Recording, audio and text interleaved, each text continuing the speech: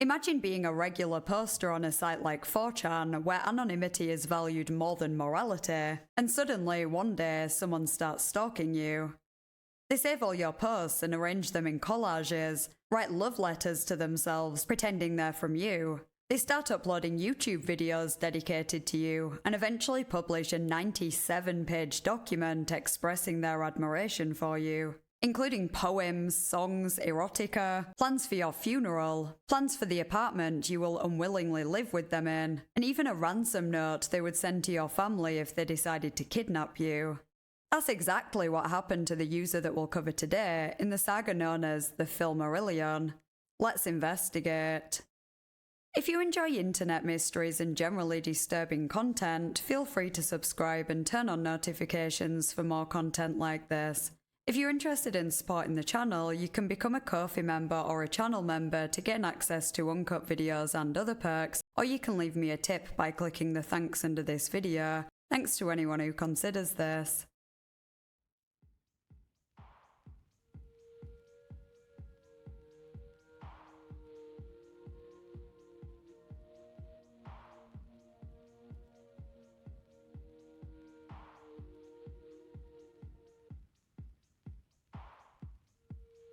This video will cover topics that some might find triggering, including stalking and harassment. Viewer discretion is advised.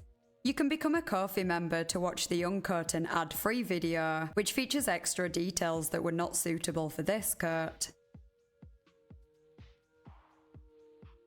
This video might get you worried about your safety online, and while nothing can stop you from getting stalked on 4chan if you decide to have a username, there is another way you can protect your privacy with Incogni, the sponsor of today's video.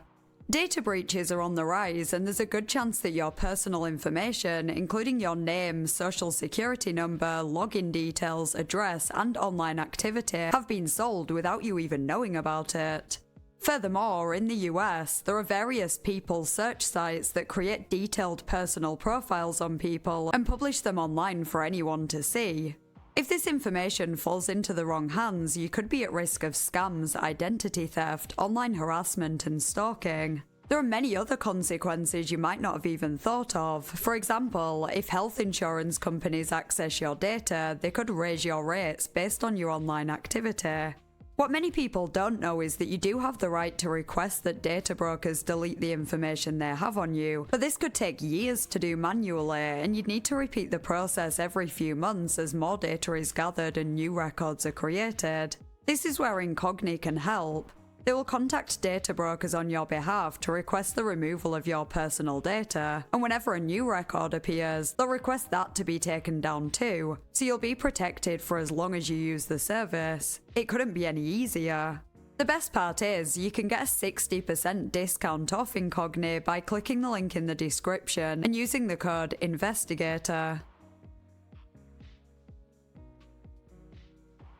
A decent amount of the degeneracy that has unfolded on 4chan can be attributed to the ability to post anonymously. It's surprising how different people are when they're behind a mask and no longer pressured to conform to the rules of society and human decency. As a result, you never really know who you're talking to.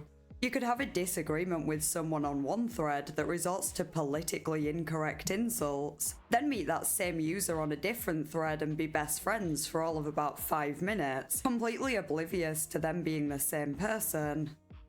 The site does have the option to create a username though, allowing you to forfeit some of your anonymity in exchange for a chance to build some kind of reputation. To those who care about internet points, this might be a worthwhile trade. Frequent posters with a username, known as trip code users, could be treated like minor celebrities within their communities, and similarly, those who are disliked can gain notoriety. Meanwhile, anonymous users are forgotten as soon as their comment is finished. Even if they became part of some legendary 4chan lore, they'd only ever be known as Anon, just like everyone else. Most people prefer it this way, and even mock those who care enough about maintaining a persona to have a username. The same can't be said for the user UTV, but his decision to be a tripcode user would be one he'd come to regret. UTV was mostly active on 4chan's sports board, and he didn't exactly have the best reputation. Unsurprisingly, because it's 4chan, this wasn't because of his frequent racist remarks and slurs, but because he was known to be aggressive and, to put it bluntly, up his own arse. In early June 2013, an anonymous user who became known as The Archiver began following UTV, commenting on his posts and screenshotting them all to save for later use. It didn't take long for UTV to run out of patience and lash out at The Archiver, replying with comments like, "Fucking stop. Just fuck off, you fucking c***." And, in all capitals, "How about you just fuck off, you fucking cunt. Stop fucking stalking me, fucking sad piece of shit." None of this deterred The Archiver though, who had made stalking UTV his daily hobby. For months, he would hang around the sports board waiting for UTV to post. He had lurked on the board for a while, but when he developed an obsession for UTV, he now had a reason to check it religiously. Comments of admiration turned into bizarre collages featuring UTV's comments in various shapes. At one point, he printed out various posts written by UTV, put them in a burger, and pretended to eat them. In August, he posted a love letter he'd written to himself, claiming it was actually sent by UTV. Despite all this, the Archiver claimed that his feelings towards UTV were not romantic or sexual, though it's not quite clear what he thought they were. In September, he uploaded 3 videos to his YouTube channel dedicated to UTV. These videos have since been deleted, so I'm not sure exactly what they contained, but they were apparently very creepy, and some users believe they were recorded inside UTV's apartment. What started out as an annoying yet seemingly harmless reaction was beginning to take a sinister turn, until it suddenly stopped. On the 6th of October, the Archiver made his final comment, quote, "255 threads. I've been with UTV for 255 threads. This is the last one. My parents have discovered my UTV works and they have insisted I remove everything of the type from my computer and be done with. They will be monitoring my activities now to show I cannot do it anymore. They've given me a day to remove everything and this is my final message. I am sorry to UTV and hope he sees this and understands. I have one more gift to share with him. This 97-page document contains every personal work I have created that involves UTV in any way. It is for him, I do not want anyone else to read it. However, I cannot stop you from doing so. These 255 threads have each been amazing and I will never forget them. Goodbye." Yes, you heard that right. The Archiver created a 97-page document about UTV, titled The Philmarilion. Phil, because UTV's real name was thought to be Phil. I don't know if he said it himself, or if the Archiver somehow found out, or if he just gave UTV this name as part of his delusion to make it feel like he actually knew him.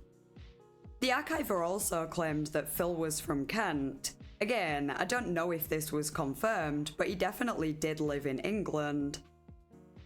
Not to make light of a very concerning situation, but the document is equal parts hilarious and horrifying.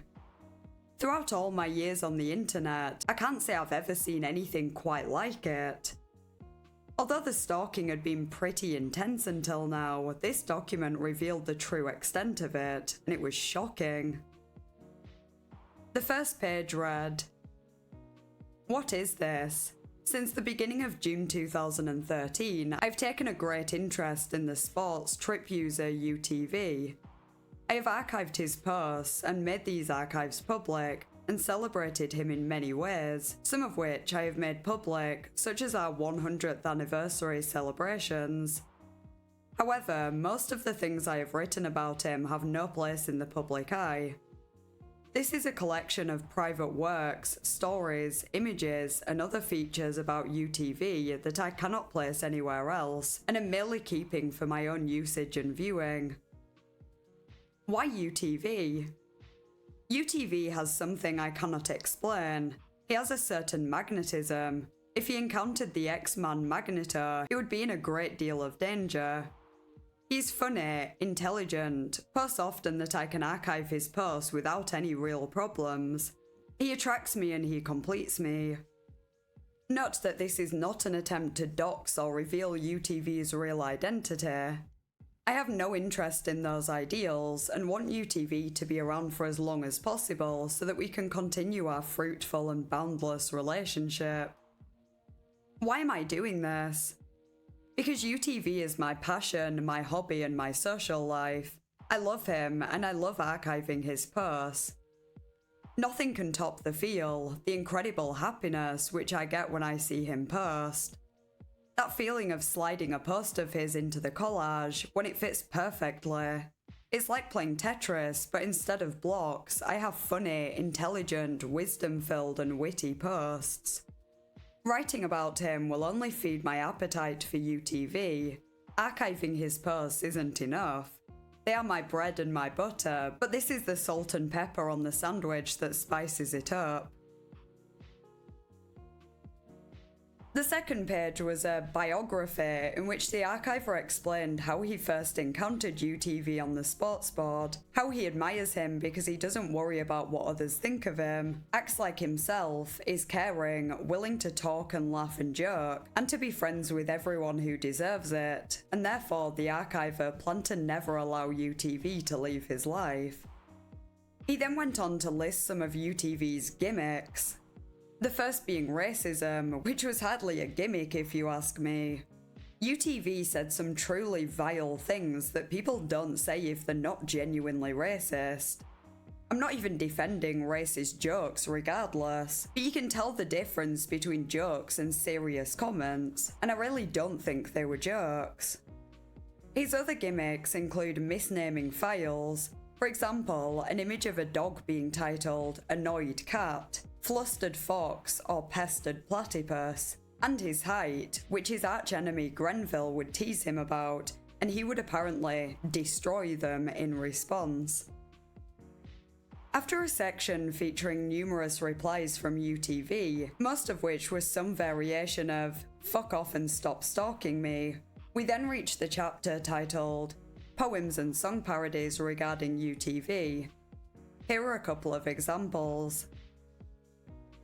A sonnet for UTV.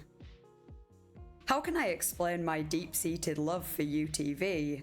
I could compare him to an Aston Villa girl, but unlike a Villa girl, UTV enlightens me. I want him with me always like a benign mole. An Aston Villa girl may not always make me giggle, whereas Phil from Kent will always make me chuckle with each joke he posts, and when his regens get a niggle under the weight of Phil, my heartstrings will buckle. The main reason I can't compare him to when Villa score is that I don't think of Villa goals when alone, whereas UTV's posts rub cream on my soul when it's sore. Phil turns me to softness like Medusa turns man to stone. So long as UTV posts and his words manage to thrive, then I will be there for him updating the love archive. The next is a parody of the song Ring of Fire. Remember, Flustered Fox is one of the misnamed files shared by UTV. Love is a burning thing, and it makes Philippi ring. Obsessed by a wonderful trip, I fell into a ring of Philip. I fell into a burning ring of Philip. With each flustered fox, my heart began to slip, and it burns, burns, burns, the ring of Philip, the ring of Philip. I fell into a burning ring of Philip. With each flustered fox, my heart began to slip, and it burns, burns, burns, the ring of Philip, the ring of Philip. Most posts from Phil are sweet, I archive them all neat. I fell for you like a child, oh my Philip is wild. There's also a parody of You've Got a Friend in Me, titled I Archive UTV, and then We Are Never Getting Back Together by Taylor Swift, including the lyrics. I remember when I archived the first post, you said, "Would you fuck off, you sad cunt?" Cause like, you didn't know that I was just in love. You posted a fox's face, then you saw me post again and said, "Sad cunt. You stop this and stop stalking me, you prick." Remember how pestered you were that day? I say, "I love you, I archive my volumes, you hate me." I archived more posts last night, but oh, this time I'm telling you. I am never ever ever gonna stop ever. You go fight with Grenville, fight with Fella, fight with Moores, but I am never ever ever gonna stop ever. Like ever. I really love when you pick fights, shouting about Bentique with all your might, and when you post a picture of a fluffy dog with a file name something like a harrowed hog. You called me a sad cunt again last night, but oh, this time I'm telling you. Things somehow got even more bizarre and creepy in the next section. Funeral plans if the worst should happen to UTV. As the title suggests, the archiver has literally planned UTV's funeral, including the mood, which will fit the type of person he is, light-hearted and jokey, who to invite, including his family, the Aston Villa team, and users who interacted with UTV on the sports board. Then there was a eulogy, and finally a diagram of the parlour layout with UTV's open casket in the middle and seating surrounding it. Plus a stand for people to give eulogies on hanging over the casket. After this, the archiver wrote a script for a TV show titled You and Me TV, A Tale of Two Detectives, starring UTV as Constable Phil, who is buff and handsome with large muscles, and presumably the archiver as his partner, Officer Phil Smate, who is thinner and slightly shorter, and looks up to UTV both physically and mentally. The script ends after a scene where the two men share a French kiss, and then the constable pushes his finger into a corpse and licks it. Next is a detailed plan for a UTV comedy roast, and then a plan for if UTV and the archiver move in together, complete with a diagram of their apartment. Quote, "One day I wish to meet UTV in person. As such, I think it would make sense to plan the layout for our home when we eventually do. We would probably live in an apartment first, with UTV working and me staying home to continue my archiving and writings about him and looking after our pet annoyed cat. This is a plan for a 7-room apartment that we could potentially share. As you can see, the house will have a fairly standard layout with a couple of exceptions. However, there are a number of reasons for the selected layout of the home. The kitchen, or Kentchen as I have cleverly dubbed it, is directly next to the door so that when UTV comes home from a hard day at work, I can instantly prepare the sort of food he is used to from his childhood. The spare bedroom is in use for when we initially move in and are uncomfortable sleeping in the same room, and eventually when we adopt a child.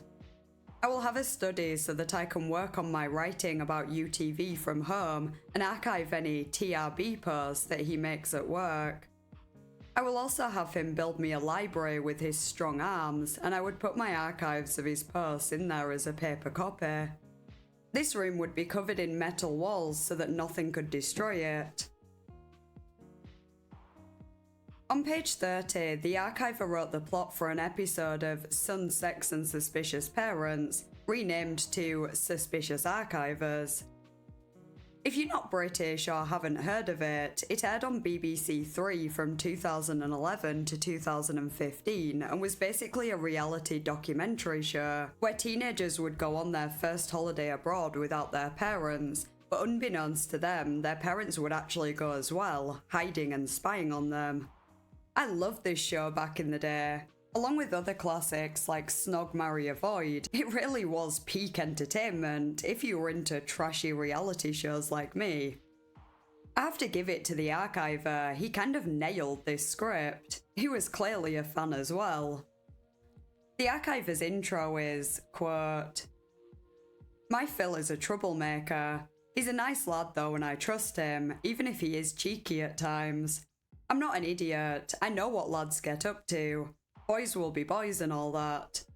If he wants to get drunk, bring a girl back, anything like that, I won't mind.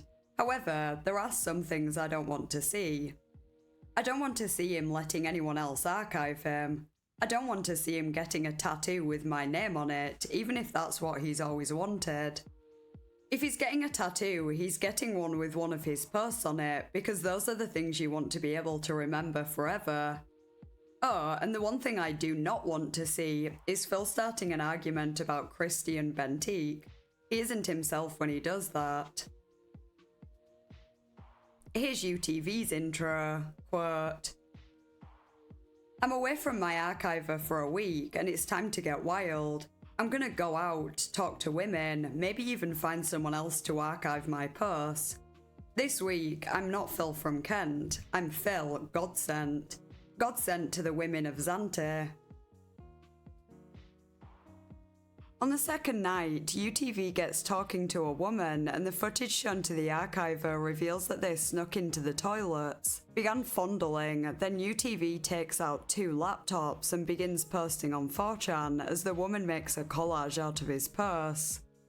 The archiver is disgusted at what he's seeing and after a rant storms off as the camera crew follow and the show cuts to a break.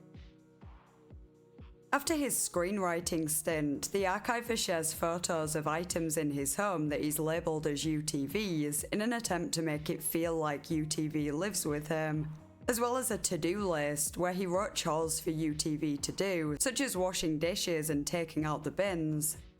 He said he planned to intentionally avoid these chores to make it feel like UTV was just skipping them. Not to stereotype all 4chan users, but I can't help but wonder if in addition to feeding his delusion, he was also just looking for an excuse not to do these chores. Then there was a section titled, "How to make UTV enjoy my company more," which was basically a list of ways he thought he could manipulate UTV into liking him. Quote, "While it is obvious that UTV loves my company a great deal, it's worth considering ways to make him enjoy my attention and love even more than he currently does. I've been reading female magazines in an attempt to use their logic for making men like women in a similar way. That's not to say I want a homosexual relationship with UTV, just something close to that. Damsel in distress. The first thing I've learned is that men love a damsel in distress, or in other words, a female who has real trouble and is in need of help. According to Love Panky magazine, this is because men like to be treated like men, and this is brought out when they are given the chance to aid a woman with something. It makes them feel like the superior gender, and this makes them more attracted to the woman and makes them enjoy their company more. Men simply love to be needed. I could use this to make UTV like me more. There are many ways I could pretend to need help. For example, I could beg UTV to post a certain image because it wouldn't load for me, and I need to fill a gap in one of my volumes. Or maybe I could ask him to post a certain type of message for a special collage that I am working on. This will make him see me as the distressed damsel that I am, and he would be more friendly than he already is. Laughter. According to All Women's Talk, laughter and happiness will make a man more likely to enjoy your company. I am not a naturally smiling individual. I do not enjoy smiling or laughter as much as many people in the world. However, I may attempt to use laughing acronyms such as LOL and LMAO when posting my volumes in response to UTV's posts in the volumes so that he sees me as someone who would be enjoyable to be around. This would also boost our relationship a great deal. Practice mirroring strategies. All Women's Talk also recommends this as a way to attract a man. It wouldn't be hard to do this. In fact, I believe Kyle Lafferty's robot dance has been practicing this technique. He used to argue with UTV often, but has started misnaming file names and now they get along very well. A suitable idea along these lines for me would surely be to misname my volumes to hilarious things like Morziki's FIFA posts to make him realise how similar we actually are. This seems like a deeply manipulative thing, however, and I don't know if I'm at comfort with harming the mind of my friend in this way. It's bizarre how the archiver acknowledges the last point is deeply manipulative and says he doesn't know if he's comfortable harming the mind of his friend, while being completely oblivious to the harm this entire 97-page document could do. Anyway, after this, he created a number of UTV Rorschach tests from UTV posts and stated how he interpreted them. For example, for one, he saw two dogs that were attached at the head and the tail, and suggested it represents how attached he feels to UTV and how he's unable to escape his pull. Next, he described how he planned to spread happiness among the many depressed people he saw during his rare trips to the outside world by sharing UTV's posts with them, of course. Rather than giving homeless people money, he thought they would appreciate printouts of UTV's posts more. He also planned to write them out in public toilets and do graffiti of them, but he was a little worried about breaking the law with this. There was yet more psychological manipulation on page 42 when the archiver described the Bait Club, a project beginning on the 8th of September where he would intentionally write posts with the specific goal of luring UTV to respond so he could learn more about him and improve their relationship. He started by claiming to have met a football manager, stating he was a lovely, handsome and talented man and that he wished he took a photo. And the bait worked. UTV responded with, "I'm calling bullshit." The archiver's analysis was, quote, UTV is likely to respond to messages that aren't specifically targeted at him if they mention subjects he is passionate about. This shows what a passionate and exciting young prospect he is. Next, he asked UTV what a perturbed gorilla is in response to one of his comments mentioning it, and got another reply, a photo of a polar bear. Quote, "This confirms to me that UTV loves acknowledgement of his amusing jokes and pranks. He is the ultimate prankster in many ways. I believe he has at least once shoved cling film down the toilet, blocking it as a prank.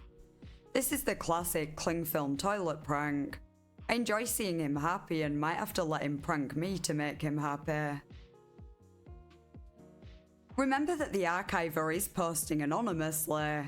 When he posted his usual creepy collages and other comments specifically about UTV, it would have been obvious that it was him, but there was no way of UTV knowing in these comments that he was actually replying to his stalker.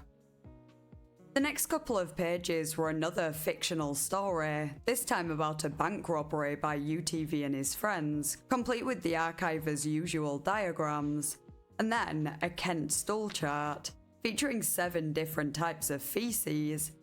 Type 1 and Type 2 were photos of football managers, and the rest were cartoon turds, with descriptions like UTV's relationship with Grenville, soft centre with rough edges. A section called Invention Ideas featured 2 photos, presumably taken in the archiver's home.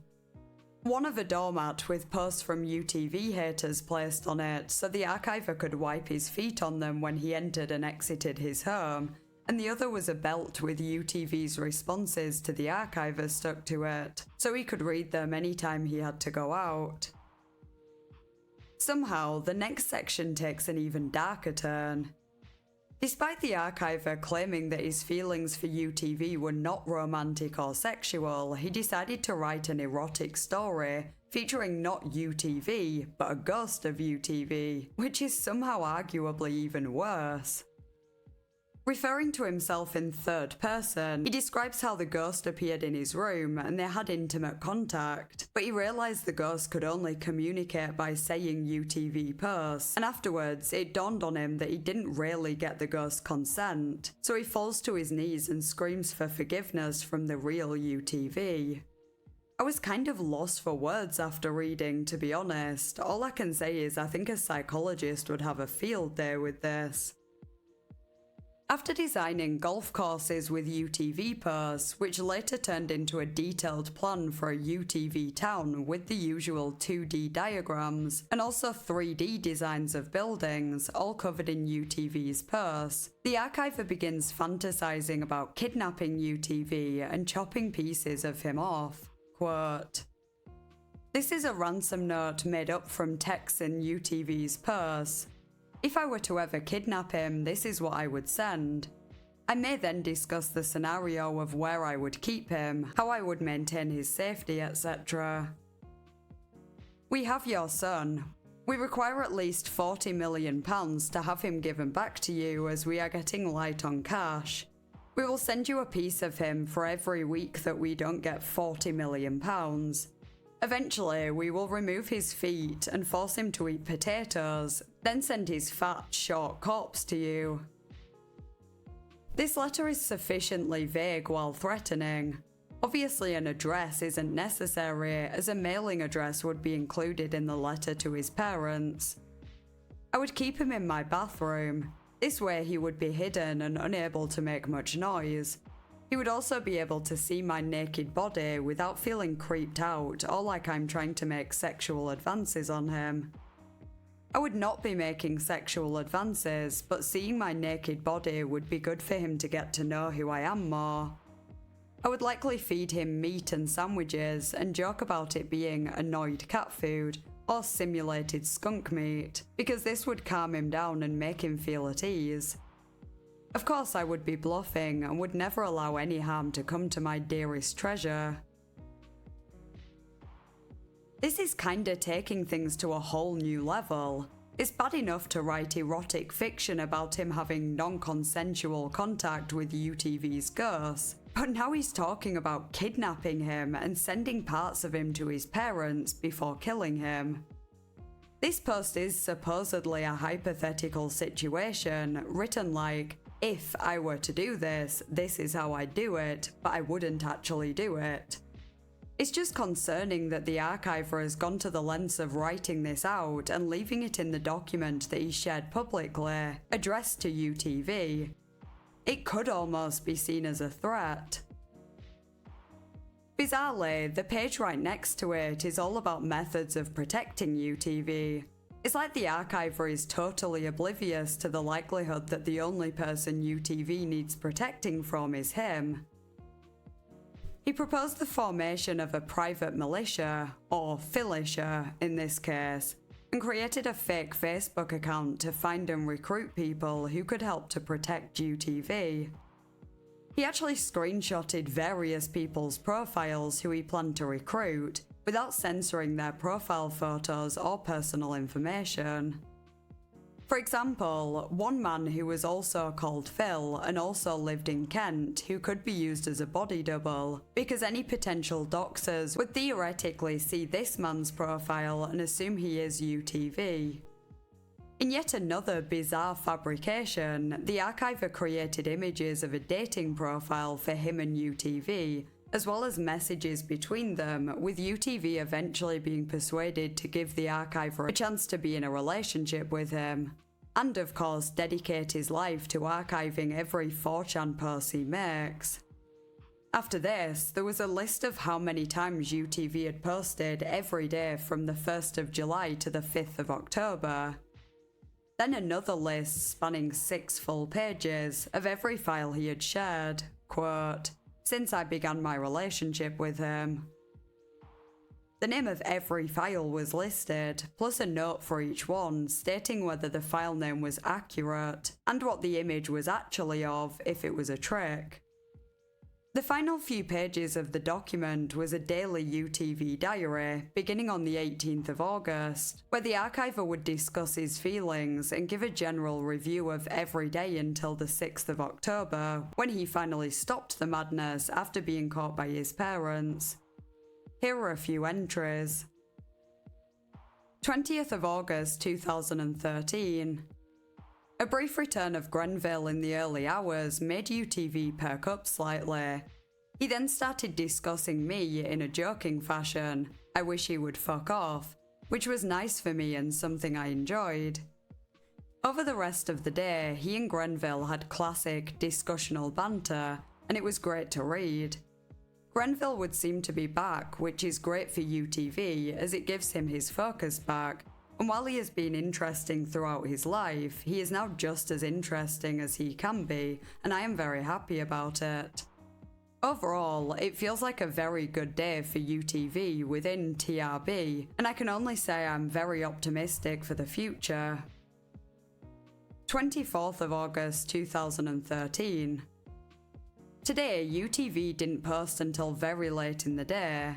I would usually be concerned by this, however, I am well informed by social networking that a good night out is usually followed by a late arrival home. If the same can be applied to football match visits, then I must assume that UTV had a good time, even if his team was beaten by Liverpool. I don't think I could see him in the crowd when watching the game. I was initially annoyed with Sky for not finding him in the crowd, until it occurred to me that UTV is not as important to the real world people as he is to myself. Tomorrow should be another good day. 26th of August 2013. UTV was very entertaining today. Something I have not previously mentioned in this game is that when I am watching football matches, I enjoy reading UTV's posts, both about the game and whatever else. It makes me feel like I have a friend to watch the game with, and although I do not interact with him myself during the game, just seeing his opinions and witty jokes. Today he made a wonderful quip about Lampard being unable to make himself bigger, make even a 0-0 game like today feel like a 4-4 draw, and this is exactly what happened. I look forward to watching many more games alongside UTV. Today I also did something I've never done before, and sent myself to a UTV thread. This is not something I am proud of, but I may do it again. 10th of September 2013. Today was another slow day, but it was a slow day where a large number of the TRB posts belonged to UTV. This ensured I had plenty to read and analyse, as well as plenty to pay attention to. I didn't become bored thanks to the steady stream of UTV posts that occurred at a steady rate during the day. Just as I finished reading and examining one, another would appear and give me another half hour of solid entertainment. Also, I posted one of my images about UTV, the Ruse Cruise image, for UTV's amusement. He seemed to like it. His response was that of contentchinaman.gif, which is actually a jolly Japanese, but it still made me feel amazing that the man I love and idolise to such a degree was so happy with something I did for him. I hope he gets as much usage from the image as he possibly can, because it will give me pleasure every time I see it used. What an amazing advancement in our relationship today was. 15th of September 2013. I sit here at 23:18 PM. UTV has only posted once today. It is days like these where I wonder why I do this for us. Why I do this. I wonder if he cares. If we were a married couple, then he would have been out all night and returned with the smell of intercourse on his villa shirt and lipstick and staining his clothes. I feel sick. 27th of September 2013. Okay, we need to have a serious fucking talk. I have given everything to UTV. I have looked after him for months, helping him out, giving him the sort of love that most people dream of, write poetry about, and need more than anything else. How do I know where he is now? I don't. He could be out posting about TRB on another forum. He could be out drinking. He could be dead, and I don't even know. He hasn't checked in again. He hasn't bothered again. He doesn't care about me, and he doesn't care about us. How will we ever have apprentices who learn to archive and care for others? How will we pass out lessons onto them if he is never here? I've been sitting in the dark waiting for him to return. I know when he does, he will act like nothing is wrong. He will ignore my anonymous posts that are vague and don't reference him specifically, even though he will know it is me talking about him. When I post, he will call me pet names and laugh with me, pretending as though this last couple of weeks didn't happen and he didn't leave me alone. I'm starting to think he is only pretending to like me because he wants his brilliant mind preserved for all the ages to see. I'm starting to think he doesn't let me archive him because he loves me. I need to calm down. I need to get a drink of water and relax by listening to it as I empty it into the sink. I need to calm down, and maybe he will explain himself when he returns. Maybe he will come home soon. I just hope I don't have to hear on the news about a striking and academic man being killed because he wouldn't give tips on how to do a decent job at Villa on FM 13 to an angry passerby. 3rd of October 2013. Today my mask almost slipped. I was almost seen by a parent whose gender I won't reveal here detailing UTV work. Luckily I was able to avoid it, but I have to hope they are not aroused by this. Anyway, on to the day's UTV posts. Naturally, they were fantastic. Only 7 of them today, but it wasn't a fast day, and I have to expect that it could be Freshers Week at UTV's university, and some fish are not meant to be caged, especially when they have feathers as bright as UTV's. So I do not mind if he does not post often during these times, so long as he updates me occasionally and shows me that he wants to continue this relationship. He once again referred to Ladford as the Elephant Man, which gets funnier with repetitions, then admitted nobody placed anything in his arse. That is reassuring, although I would not be annoyed if he was homosexual. He shows some homoerotic tendencies in his interactions with both Grenville and myself, and I can understand him wanting to take things further in an imminently sexual manner. 4th of October 2013. There were no UTV posts today. Marley and Me is on television, and I think about what would happen if I had to put UTV down. I would probably hug him until his final breath, and in his final moments I would whisper the first thing he ever said to me, "Project?" He would cry and I would embrace him in his final moments, then I would end my own life. That was the second to last entry, and while acknowledging how creepy it is, I can't help but laugh at Marley and Me is on TV, and I think about what would happen if I had to put UTV down. It's honestly just so bizarre. Anyway, you already know what happened after this. The archiver got caught by his parents and had to stop archiving. I highly doubt he stopped stalking UTV though, unless his parents stopped him using 4chan after this. Apparently UTV went into hiding after the document was posted and even called the police. I don't know for sure if that's true, but you could hardly blame him. The archiver was stalking UTV for months, saving all his posts, psychologically analysing him, coming up with ways to manipulate him into talking to him, and presented it all in a 97-page document. I can't even put into words how insane this entire situation is. It's almost hard to believe. And that leads to the question, was the archiver really obsessively in love with UTV, or was he one of the most dedicated trolls in 4chan history? There are some pretty good arguments for him being a troll. Many parts of the document are just so comical that surely the archiver can't have been serious. Then again, it's rare that we actually get such an unfiltered peek into the mind of a stalker. We may see the effects, the messages, calls, etc. that they might send to the victim, but we don't usually see what they're thinking, what they fantasize about, yet here it's all laid out in a 97-page document.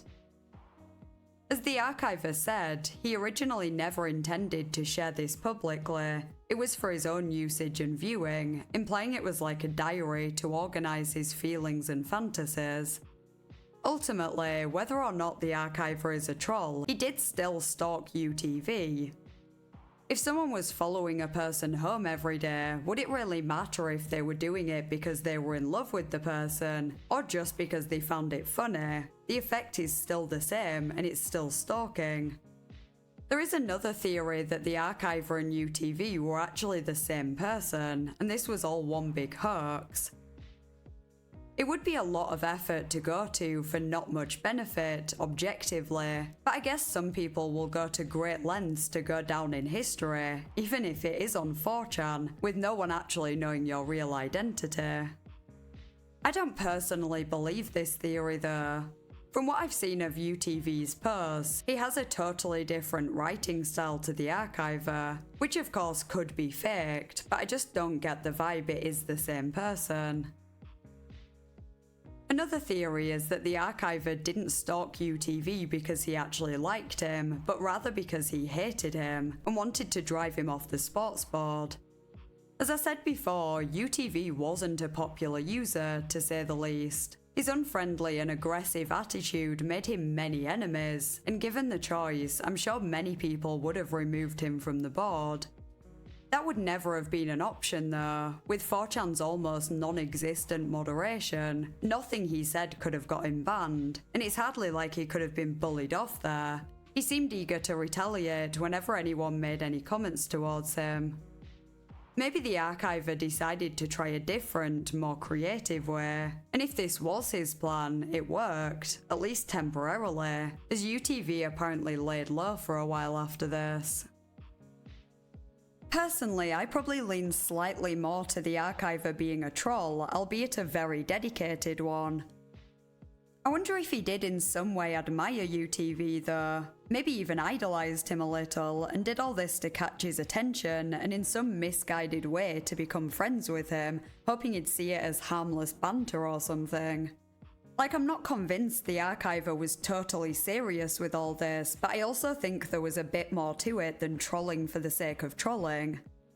Either way, this is truly one of the most bizarre and creepy things I've seen on the internet, and it has earned its rightful place in 4chan history.